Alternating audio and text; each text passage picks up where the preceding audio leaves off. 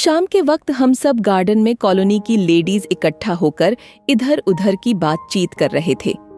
नीता, मेरी फ्रेंड, अपनी काम वाली बाई की बातें सुनाने लगी। हम सब के मुंह से एक ही वाक्य निकला, इन काम वाली बाई की एक सी राम कथा होती है। उनके पति शराब पीते हैं और काम धंधा करते नहीं। पत्नियां बेचारी बच्चों को पालने के लिए 2 जून की रोटी के लिए घर घर काम करके कुछ कमाती हैं। वो भी उनके पति मार पीट कर छीन लेते हैं बेचारी के पैसे। खैर, हम सब अपने अपने घर आ गए। पर मेरे दिमाग में मेरी बाई सविता के साथ जो हादसा हुआ वो रह रहकर परेशान करने लगा। मैं उसकी बातों को शब्दों में पिरोने बैठ गई, कागज कलम लेकर। सविता करीब 8-9 सालों से काम कर रही है। वो अक्सर उसके घर के हालात सुनाती रहती है। उसकी 4 बेटियां हैं और एक बेटा है। पति के काम न करने की वजह से बच्चों की पढ़ाई छूट गई। बड़ी बेटी को जैसे तैसे 12वीं तक पढ़ा लिया। वो अक्सर अपनी बड़ी बेटी रिया की समझदारी की तारीफ करती थी। मैंने उस लड़की को देखा तो नहीं था, पर सविता के विश्वास से लगता था कि वो बहुत समझदार होगी। माँ का दर्द समझती होगी शायद। एक दिन सविता ने खुश होकर बताया, दीदी, हमने रिया की सगाई कर दी है। 3 महीने बाद शादी का मुहूर्त निकला है। मैंने बधाई दी। वो बेचारी कर्ज लेकर बेटी की शादी की तैयारियों में जुट गई।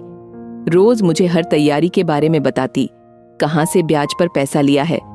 उसकी बेटी रिया को भी मां की हालत मालूम थी।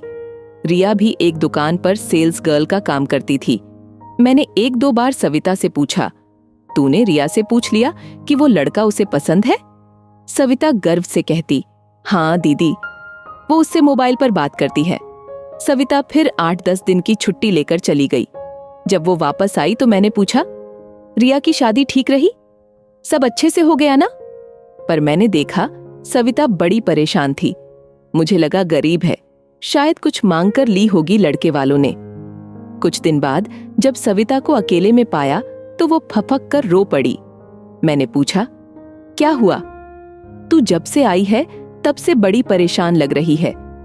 उसने जो बताया सुनकर मैं हैरान हो गई। उसने रोते हुए कहा, दीदी, रिया तो शादी के 2 दिन पहले ही घर से भाग गई। हमें नहीं पता कि वो कहाँ गई और किसके साथ। घर में मेहमान आए हुए थे। वो हम सबकी इज्जत मिट्टी में मिला गई। अब किस मुंह से लोगों का सामना करूं? उसने तीनों बहनों का भविष्य भी खराब कर दिया। मेरे साथ इतना बड़ा धोखा किया। मुझे कर्ज में डुबा गई। अगर उसे शादी नहीं करनी थी तो पहले कह देती। इतने महीने से हम उससे पूछकर सामान खरीद रहे थे। कार्ड छपवाए, गार्डन बुक किया, टेंट वाले को एडवांस दिया। एक बार तो मुझसे कहती कि वो ये शादी नहीं करना चाहती। मैंने उसे बड़े नाजों से पाला था। पर देखो ना दीदी, वो माँ के विश्वास को तार तार कर गई। आज की जनरेशन में ये सब क्यों हो रहा है? सोचने वाली बात है। क्या हमारे संस्कार इतने कमजोर हो गए हैं? इमोशन सब नहीं रहे जो लड़कियां इस तरह का कदम उठाती हैं? क्या उन्हें माँ बाप की इज्जत का जरा भी ख्याल नहीं आता? आज सविता बता रही थी, मैं काम पर आ रही थी तो मोहल्ले की औरतें तंज कस रही थीं।